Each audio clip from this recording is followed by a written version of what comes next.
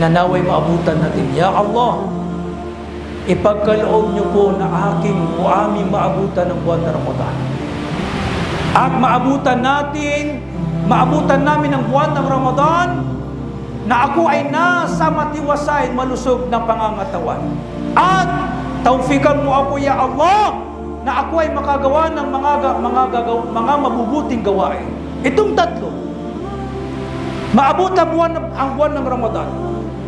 Marami ang nagmimithi, marami ang naghahangad, nagagalak sa pagdating ng buwan ng Ramadan, subalit hindi sa kanila ipinagkaloob ni Allah dahil sila ay bumalik sa habag at awa ni Allah.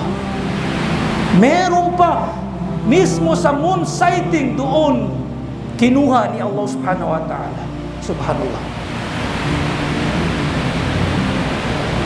Pangalawa, tayo'y manalangin ng matiwasay, malusog na pangangatawan, dahil marami ang ilan na dumating sa kanilang buwan na Ramadan, subhanallah, dinapuan sila ng karamdaman, sakit, naka-admit, nakahiga lamang, napapaiyak dahil hindi makagawa ng mga gawaing pagsamba. Nas'alullah salamu al-afiyah. Dalangin natin kay Allah ang katiwasayan, kalusugan, na maabutan natin ng buwan na Ramadan ng ganitong kalagayan. La alayna illa al-balaghul mubin.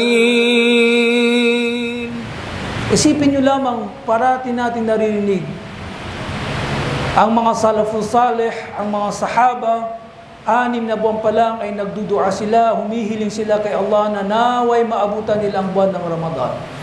Bakit nila ginagawa ito? Dahil nauunawaan nila kung gaano kahalaga, kung gaano kabiyaya, kung gaano kalaki ang mga paggantimpala, kabutihan na napapalo sa buwan ng Ramadan. So paano natin sinasalubong ang buwan ng Ramadan? Marapat sa isang Muslim na nagagalak, excited kumbaga, sa pagdating ng buwan Ramadan dahil nauunawaan niya ang buwan ng Ramadan na mausimul khairats, season ng kabutihan. Kung sa puno, mga puno, season ng mangga o season ng durian, sa mga panahon ay maraming bunga ng durian o ng mangga. Dito rin sa buwan ng Ramadan, mausimul khairat, ibig sabihin, yung ginagawa nating pagsamba, dinodoble ng mas maraming doble ang gantimpala ng bawat pagsamba na ating nagagawa sa buwan ng Ramadan. Yan ang unang maunawaan natin. Kaya hindi dapat pinapabayaan. Kapag sumasapit sa atin ang buwan ng Ramadan, magpag-igtingan natin, magpursigi tayo. Hindi natin alam kung darating pa tayo sa susunod ng buwan ng Ramadan. Walang makakagarantisado sa atin, sa bawat isa sa atin, kung maabutan pa niya. Kung maabutan mo ng buwan ng Ramadan, magpasalamat ka. At gumawa ka ng kabutihan.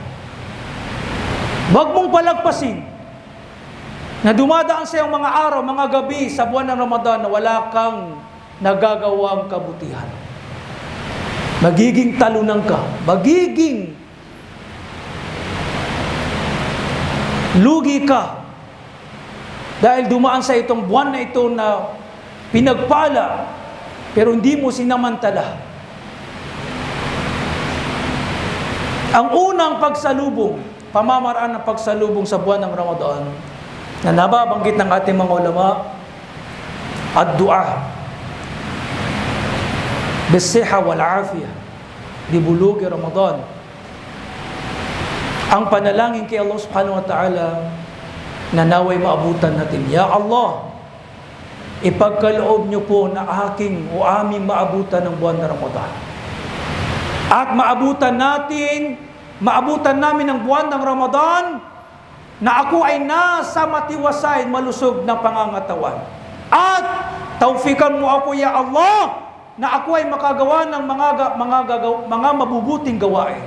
Itong tatlo, maabot ang buwan ng Ramadan.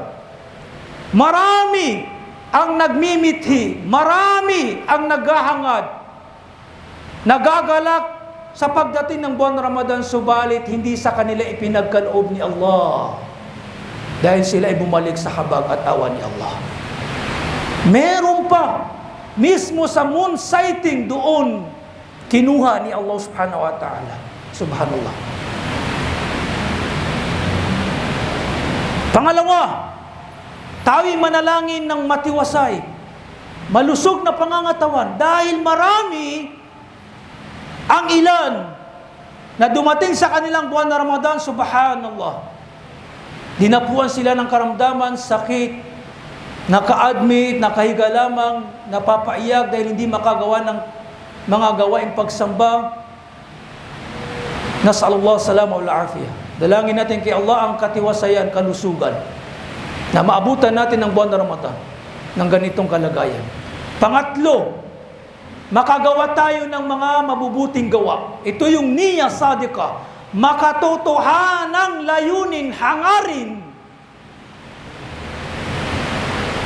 May ilan na, mashallah, alhamdulillah, excited, nagagalak, mashallah, ginaganti pa lang siya dun sa hangarin niya. Subalit pagdating ng buwan na Ramadan, hindi rin makatotohanan dahil hindi nakikita sa kanyang gawain.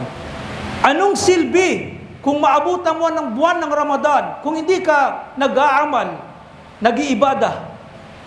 Al-ibra bil amal. Ang tinitignan ay ang paggawa ng kabutihan. Ano silbi na nasa panahon ka ng mapagpala, subalit hindi ka naman nag-iibada, natutulog ka buong araw, at sa gabi wala kang ginagawa, puro makamundo. Subhanallah. Dapat makototohanan ang ating paghahangad na gumawa ng kabutihan sa loob ng buwan ng Ramadan. Mula sa umpisa hanggang sa hulihan. Tingnan nyo kapag buwan ng Ramadan, nakakalungkot. First night, second night, third night, mashallah. Napupuno ang mga saf. Allahu Akbar, hindi ka makasingit. Pero pagdating ng ikalong bahagi o di kaya sa panguling araw, nagtitinginan lamang yung mga imam, mga bilal, mga ilang maamamo. Bakit ganito? Kaya makikita nyo sa buwan ng Ramadan, yung mga higit na mainam, nilagay ni Allah sa huling bahagi ng buwan ng Ramadan, katulad ng Laylatul Qadr. Bakit? Anong wisdom, hikmah ni Allah? Upang sa ganun, mabigyan diin ang totoong mananampalataya na masigasig, masipag, at sa hindi tunay na mananampalataya o di kaya tamad na mananampalataya. Yung tunay na masigasig, masipag, gumagawa siya ng kabutihan mula sa umpisa hanggang sa hulihan. Ganito rin sa buwan ng Ramadan.